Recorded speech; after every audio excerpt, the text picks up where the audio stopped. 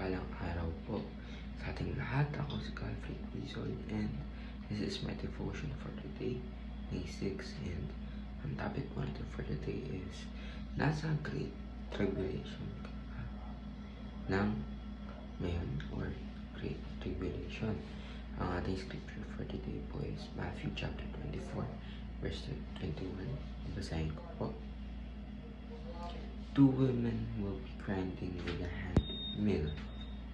One will be taken and the other left. So ano po ba yung sabihin ng the Great Tribulation? The Great Tribulation mentioned in Matthew chapter 24 verse 21 refers to a period of intense suffering and persecution. While interpretation vary, it reminds us that following Christ may involve trials. That scripture assures us that God remains sovereign and near even in suffering. For the believer, tribulation is never the end.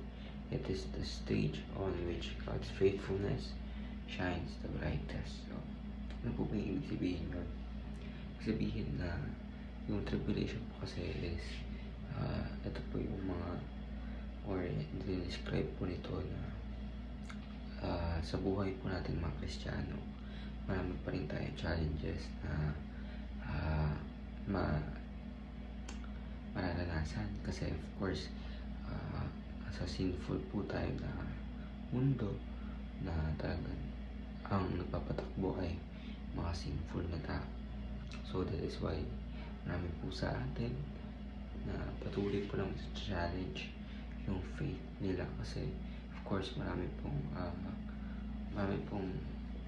bagay o tao sa paligid na hindi po sumasang-ayon sa ating paniniwala, kundi minsan gusto pa nila tayong ibaba yung pagka-Kristiyano po natin. So that is why kailangan na po natin magtiwala sa ating Panginoon Jesucristo in order for us to be saved, and of course mag-hold lang po tayo doon sa ating paniniwala. First teaching po is suffering is not without a purpose. Of course, sa mga paghihirap po natin is alam po natin ang ating Panginoon ay ginagabayan po tayo, and of course kung may mangyayari man po sa ating problem or challenges, of course alam po natin na gabay o hawak lahat ng ating Panginoon. So that is why hindi natin kailangan matakot, and of course mag-pray lang po tayo ng mag-pray.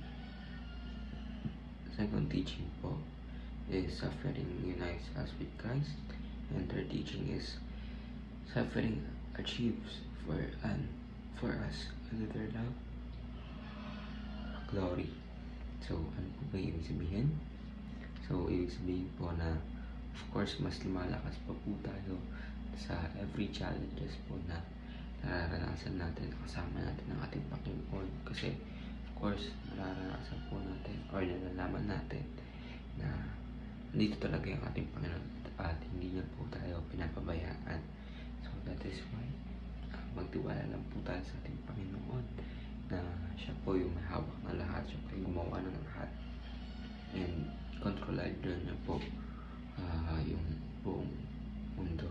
So that is why ano pa yung kakatakot natin kung ang ating Panginoon ang may hawak ng lahat. So ayun lang po, ako si Calfred Quezon and this is my devotion for today, May 6. Sana po ay marami kayo tutunan, and po ay God.